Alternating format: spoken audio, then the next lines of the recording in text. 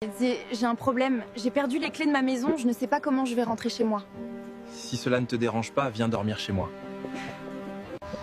Mais chez moi n'est pas aussi belle que la tienne. Je suis étudiant. Je vis modestement. Je suis sûre, je vais très bien dormir chez toi, Robert. Franchement, la meilleure façon de découvrir la ville, c'est à pied. On voit tellement plus de choses. Absolument. Et puis, ça nous permet de discuter tranquillement. Loin du bruit des bars. Ouais. Maintenant, t'es chez moi. Tu peux dormir sans t'inquiète. Je vais prendre le canapé.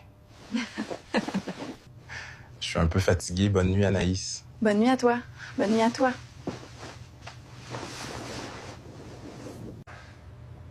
Notre entreprise est en difficulté. Bientôt, elle va couler. Et qu'est-ce qu'on peut faire pour la sauver? Je ne sais pas, on a déjà essayé tout ce qu'on pouvait, mais rien n'a marché. Je ne peux pas t'y faire ce mois, sinon. C'est tellement difficile, je n'ai aucune idée. Je pense que je connais quelqu'un qui pourrait nous aider. Il y a un jeune homme dans notre pays, mais il fait ses études au Canada. Oh.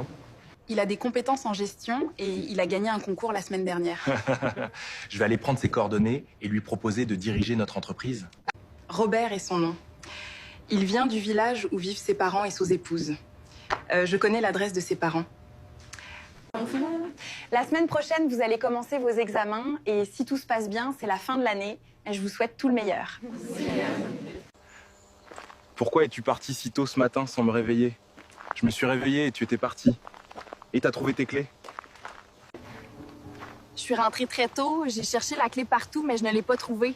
Heureusement que j'avais la clé de secours. D'accord. Oui.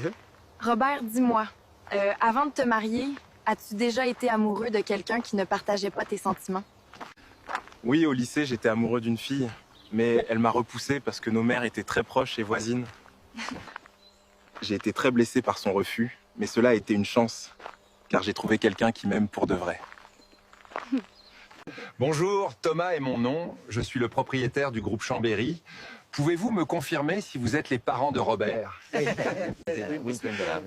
Oui, nous sommes les parents de Robert, mais il n'est pas ici pour le moment. Il est parti au Canada pour continuer ses études.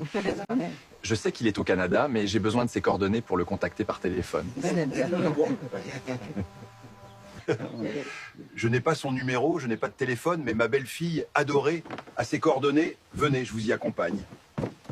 Dites-moi la vérité, pourquoi voulez-vous les coordonnées de Robert? Votre fils a les compétences pour gérer mon entreprise. Si Robert accepte, il sera le président de la société. Je vous remercie, monsieur. Votre fils va réussir grâce à vous. Non, c'est grâce à sa femme qu'il est devenu l'homme qu'il est aujourd'hui. Ma future belle-fille, un homme nommé Thomas est venu me voir. Il cherche à contacter Robert. Pourquoi M. Thomas cherche-t-il à contacter Robert? Je ne